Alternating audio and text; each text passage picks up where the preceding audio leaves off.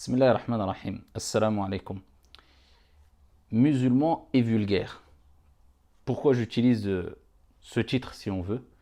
Tout simplement pour rappeler que c'est étonnant de voir quelqu'un qui se dit musulman, et bien sûr il reste musulman même s'il est vulgaire, mais c'est étonnant de voir quelqu'un qui se dit musulman et qui est vulgaire. Car ce n'est pas du tout compatible. Le fait d'être musulman et d'être vulgaire, d'insulter, de dire des gros mots si tu veux. Et c'est une chose devenue banale. Et c'est une chose qui nous attriste.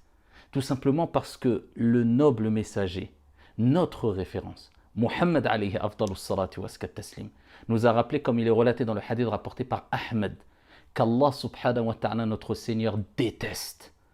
Allah jalla wa ala déteste toute personne qui est vulgaire et obscène. Comment prétendre vouloir acquérir l'amour d'Allah subhanahu wa ta'ala à travers un acte, à travers des paroles, à travers un comportement qui attire la colère de notre Seigneur tabaraka wa ta'ala, qui fait de nous des personnes détestées par notre Seigneur tabaraka wa ta'ala. Allah déteste les personnes vulgaires, les personnes obscènes, tout simplement parce que c'est moche. Et c'est devenu quelque chose de banalisé. Les vieux comme les jeunes, les enfants comme les plus âgés. De plus en plus de personnes banalisent les insultes, les gros mots au sein des familles musulmanes, au sein des familles non musulmanes, dans la société, dans les relations sociales. Rares sont ceux qui arrivent à tenir une conversation sans insulter, sans être vulgaire. Que ça soit à la télé, que ça soit à la radio, que ça soit des acteurs, que ça soit des chanteurs, que ça soit des personnes lambda, que ça soit les insultes, les gros mots, la vulgarité est devenue chose banale et c'est quelque chose de moche. Et ça ne fait qu'enlaidir la personne. C'est pour cela que le prophète sallallahu alayhi wa sallam, dans le hadith rapporté par At-Tirmidhi, il dit Ma kana al-fuhsh fi shay'in illa shana.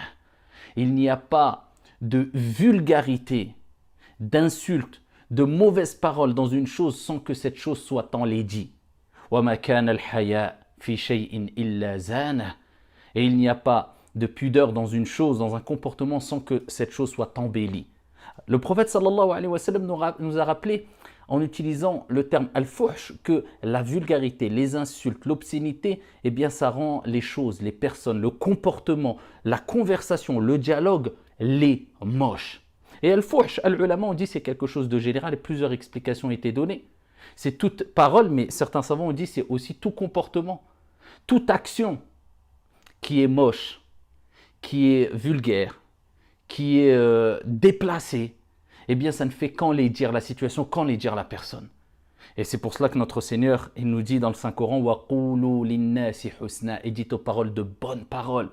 Et le prophète sallallahu alayhi wa sallam nous dit, man kana yu'minu billahi wal yawmil akhir, falyaqul khayran aw liyasmut. Que celui qui croit en Allah et au jour dernier, qu'il dise du bien ou qu'il se taise. Si tu n'as rien à dire de bien, tais-toi. As-samtu afdal. Le silence est meilleur. Et si tu veux dire quelque chose, eh bien dis une bonne chose, sinon abstiens-toi. Mais que dire des personnes qui disent des gros mots? Certaines personnes n'arrivent plus à faire une seule phrase sans insulter, sans dire un gros mot. Et on voit même quelquefois des religieux, quand je dis des religieux, même quelquefois ça arrive, tellement que c'est devenu banal.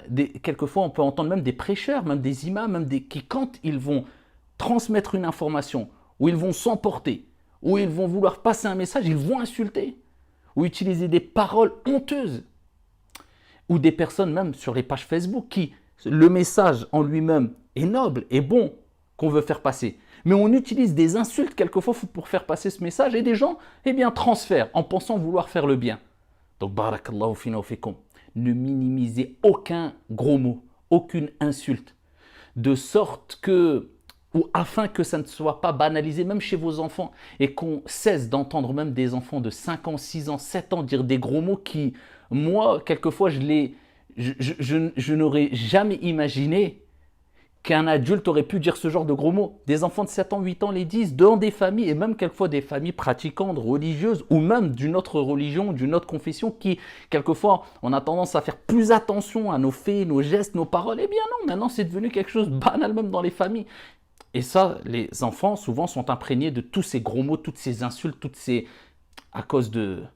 on est Aujourd'hui, dans un monde où les insultes sont banalisées à la télé, dans les jeux vidéo, dans les conversations, dans les... Donc, faites très attention, barakallahu fikum. Et n'oubliez jamais qu'Allah déteste les personnes grossières, les personnes vulgaires, ceux qui insultent, ceux qui disent des gros mots. Et abstenez-vous et prenez l'habitude de mettre une balance, c'est une métaphore, en face de votre bouche avant chaque parole qui sort. Pesez la parole. Faites au mieux. Nous ne sommes pas des anges, mais il y a des limites à ne pas dépasser. Barakallahu fina wa fikum. Wassalamu alaikum wa rahmatullah.